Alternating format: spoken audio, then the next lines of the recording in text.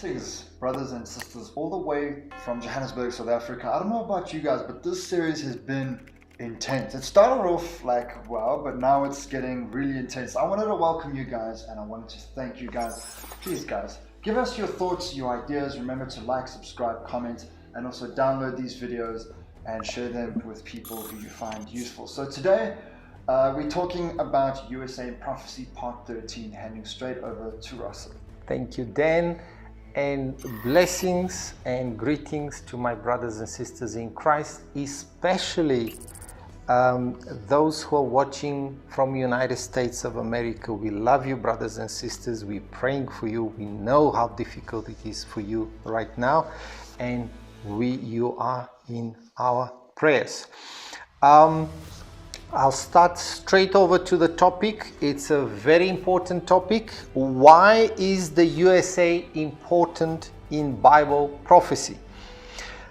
3 reasons. Reason number 1, because the US is directly linked with Israel and its current existence. Reason number 2, because the US is not listed in the tribulation period. It's nowhere there mentioned in the tribulation. And 3, because the demise of the US as a superpower unlocks the tribulation period, and we need to pay close attention of what happens to United States of America. Let's start by checking the historical links between USA and Israel. Besides the fact that the majority of the population in Israel are American Jews, the backbone of the Israel military and economic might is a result of the US support. In the current political landscape, the US government always comes in support of Israel when it comes to arms conflict. So basically, the United States government upholding the hand of Israel continuously since its existence in 1948. I'm going to quote now 2 scriptures. Please pay attention. And the first one is Genesis 48, verse 13 to 14. And that is when Joseph brought his 2 sons, Manasseh and Ephraim, to be blessed by Jacob. I will not read the whole passage, but just the bottom paragraph that is underlined. Emphases are added. And his left hand upon Manasseh's hand, guiding his hands wittingly, for Manasseh was the firstborn. So what happened here is Jacob actually crossed his hands when he blessed the 2 children. The older he was supposed to bless with the right hand, which was Manasseh, and the younger Ephraim with the left hand, but he crossed his hands, and instead of blessing with the rightful blessing Manasseh, the firstborn, he blessed with that blessing Ephraim. And I'm reading Genesis 48, verse 18 and 20. And Joseph said unto his father, Not so, my father, for this is the firstborn, put thy right hand upon his head. And his father refused and said, I know it, my son, I know it. He also shall become a people, and he also shall be great. But truly his younger brother shall be greater than he, and his seed shall become a multitude of nations. Did you catch that? And he blessed them that day, saying, In thee shall Israel bless, saying, God make thee as Ephraim and Manasseh. And he set Ephraim before Manasseh. This is a remarkable prophecy for the 2 sons of Joseph that never materialized before the exile of the northern kingdom of Israel, which took place under the Assyrian Empire in 721 BC.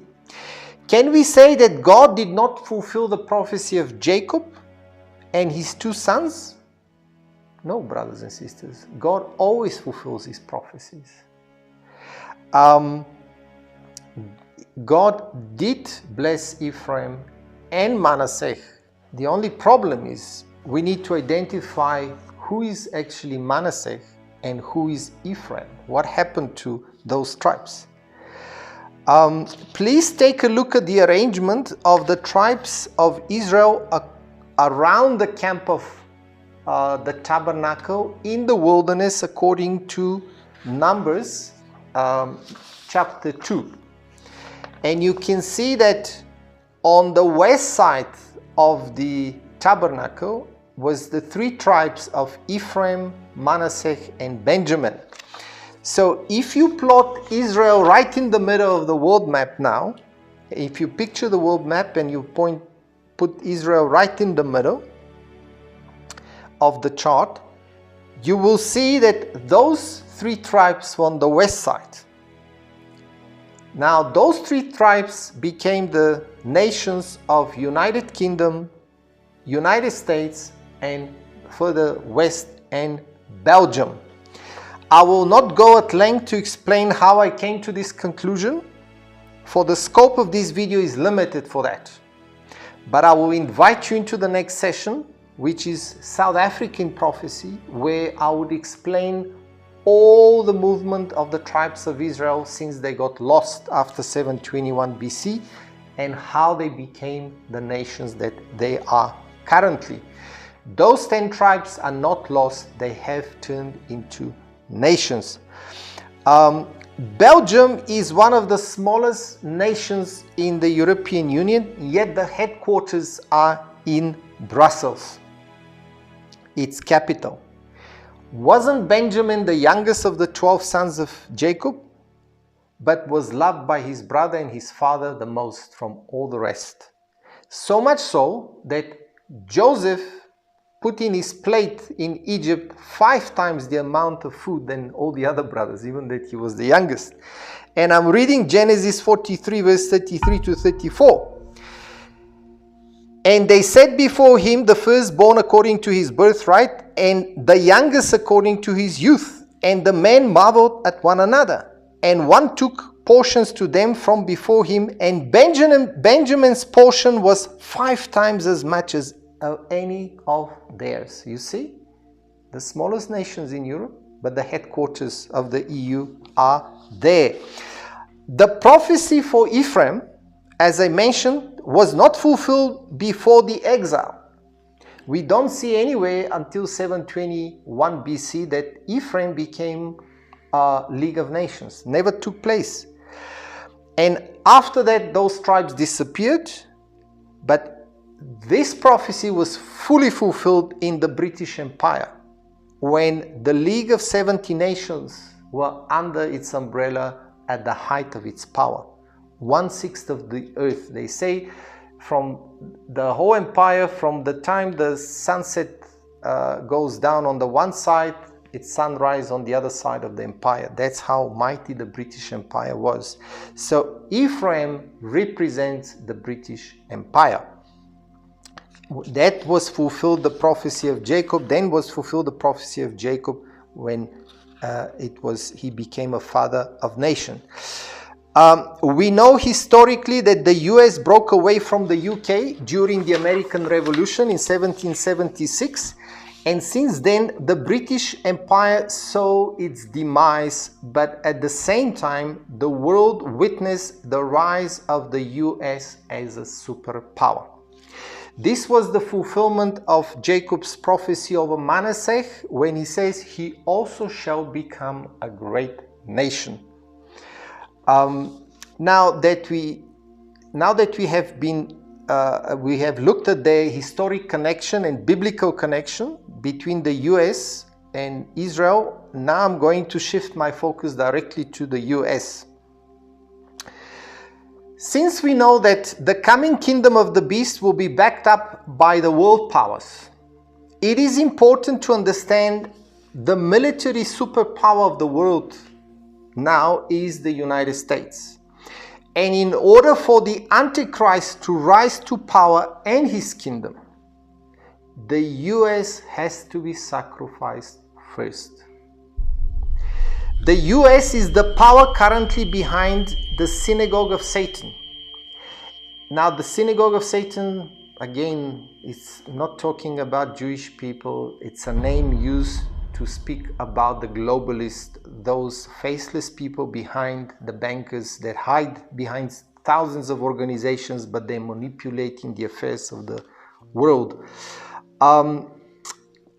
And they will sacrifice United States so the military might and the economic might of the US can be handed over in the hands of the beast system of the Antichrist. That is what we call the New World Order. This makes perfect sense considering that the headquarters of the world bodies currently are in the US. World Health Organizations, United Nations, IMF, World Trade Organization, the World Bank, and so on. The plan is to destroy the US and hand over its resources to the Antichrist. I believe this transition will take place during or after the presidency of Trump. He currently desperately resists the globalists. Oh yes, he resists the New World Order, who are pushing through with their plans, and the President of the United States is a thorn in their flesh in opposing their plans. Dear fellow believers, I want to stress this to you, that Trump, being the President of the United States currently, is our grace from God. You may wonder, why should I make a statement like that? Well, this is why. If he is toppled, assassinated, or voted out, it's time for you to get ready for departure. Because the globalists control everything else except him. He's the anti-globalist and opposes the New World Order. All the plans that they had in place for integration of United States and basically turning it into a slave state of United Nations, he interrupted all their plans. Whether you like him as a person or not, keep him in prayer, for it is for your and my benefit that he stays in power. Have you seen in your lifetime any other president of the United States so consistently being opposed by the whole world? And make no mistake, there were few attempts to assassinate him. It's just you don't know about it. The question you should ask yourself, why they hate him so much? Why? Why they tried so badly to take him down? Back to the US. Now we're going into a very exciting part of the topic. Let's look at the 21st of August Great American Solar Eclipse. The first chart you see, what is unique about this solar eclipse? Okay. I mentioned in the previous session that the first thing that is unique is that it only covered one nation, United States. You know, when there is a solar eclipse, it covers the whole of Europe. Many nations are covered, or any other continent, it covers many nations. This one covered specifically the United States of America. It only happened in 1776 during the American Revolution. You believe this is a coincidence? Let's look at the next chart.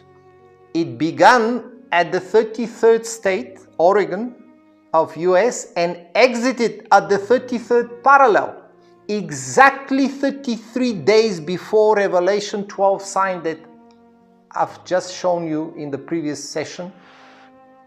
The Virgo constellations, the arrangement of Revelation chapter 12. 30 days before Revelation 12 sign. Do you believe this is a coincidence? No. If you still believe it's a coincidence, let's look at the next coincidence. The eclipse peak, you know, the eclipse has a peak, the highest point, and then it starts going down, was exactly at the cross point with the next American eclipse in 2024. In other words, it was prophetic, brothers and sisters. Its peak was exactly where there will be the next eclipse in 2024. The cross point between the two eclipses also overlaps the New Madrid seismic zone and the Wabash Valley seismic zone. In other words, two seismic zones that can be separated at any times. That is the cross point between the two eclipses. Do you think it's a coincidence? Next slide. The path of totality of the eclipse continued into the Atlantic Ocean and crossed the path of Hurricane Harvey, the first of the three hurricanes that followed the eclipse, and all those three were historic by far. Let's look at the next slide. The Hurricane Harvey's eye landed on Corpus Christi inland, which means the body of Christ. It was the costliest hurricane since Katrina in 2005. It holds all-time rainfall record. Do you believe that's a coincidence? Next slide. Hurricane Irma followed Harvey to become the strongest hurricane on record. Following Irma, Hurricane Maria brought a catastrophic destruction in Puerto Rico. Again, three hurricanes followed the total solar eclipse. Remember that. 3 hurricanes. Remember, I will mention something about it now. Let's look at the next slide. The solar eclipse began at sunrise over Oregon exactly at the same time as in Jerusalem it was a sundown. From the one side of the world it's a sundown exactly on the city of Jerusalem, while on the other side the solar eclipse was just beginning in Oregon. The eclipse path crossed 7 cities called Salem, the first name of Jerusalem, which Jerusalem used to be called before that just Salem, which means peace. How remarkable. Did you know that there is 7 cities called Salem in United States? I didn't know. And how? Do you really still think all this is coincidence? That the total eclipse will only cover those cities in the United States? No, brothers and sisters. It is God's incidence. Okay, what does it all mean? Solar eclipses are regarded as omens preceding judgment. The solar eclipse began on the first of the Jewish month of Elul, which is exactly 40 days before Yom Kippur, Israel's Day of Atonement, the most holy day of the Jewish city. Do you know that it is believed that Jesus started his 40-day fasting exactly on the first month of Elul? Did it happen before, something on the Jewish month of Elul, exactly on that date?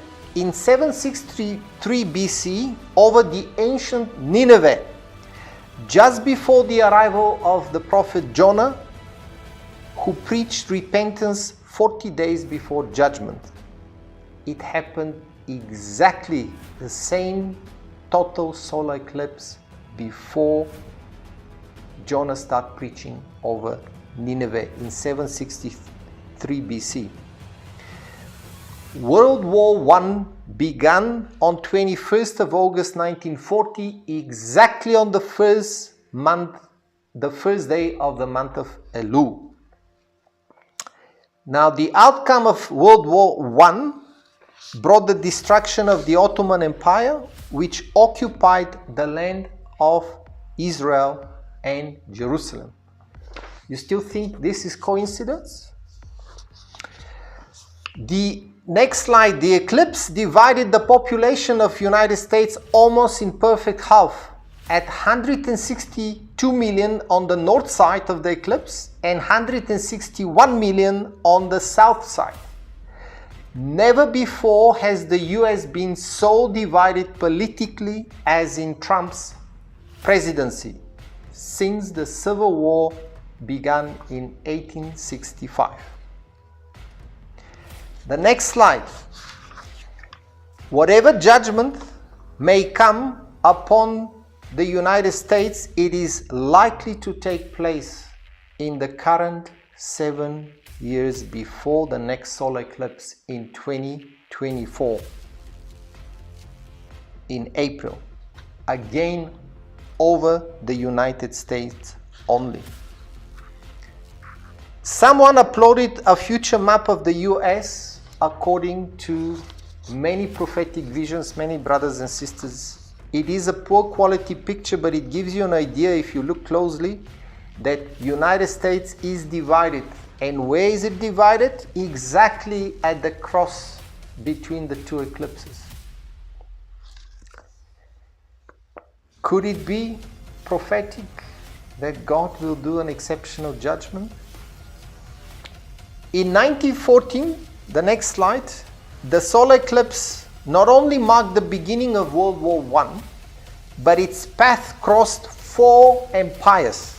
By the time World War I ended, the empires ceased to exist. Will the United States also stop existing after the next solar eclipse?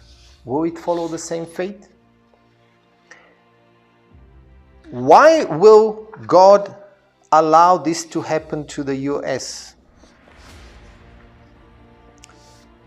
Brothers and sisters, I would say perhaps for many, many reasons, God would pass a judgment on a great nation as the United States. Something will trigger its final judgment, and God will not hold his wrath. My personal opinion, this will be the time when the United States will push Israel to sign the peace plan and to agree to it with Palestine.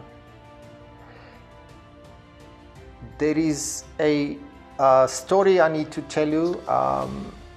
If you remember in 2005, when the former premier of Israel, I'm thinking of his name, Ariel Sharon, he forcefully took residents of Gush Katif and the Gaza Strip, all the Israelis, he forcefully took them from Gaza and divided the land of Israel and gave Gaza to the Palestinians. Do you know what happened to Ariel Sharon? I think it was within the same year or the next year, he got a coma, he got struck, and I think 9 years later he died. He never recovered. He never got out of coma.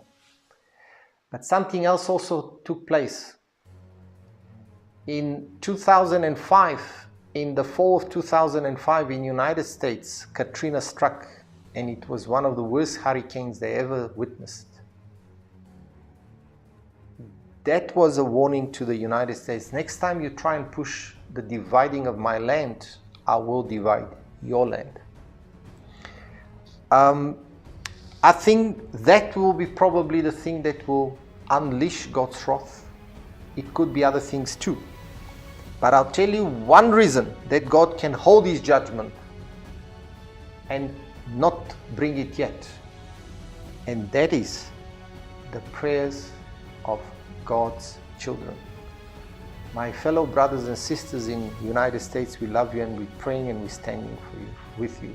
We are repenting on your behalf for the sins and the wickedness of many people in the United States, for the horrific things that evil people have brought to the world operating in your great nations. And I give praise and thanks God for the many wonderful blessings he brought to the world through many giants of the faith in the United States over the past few hundred years.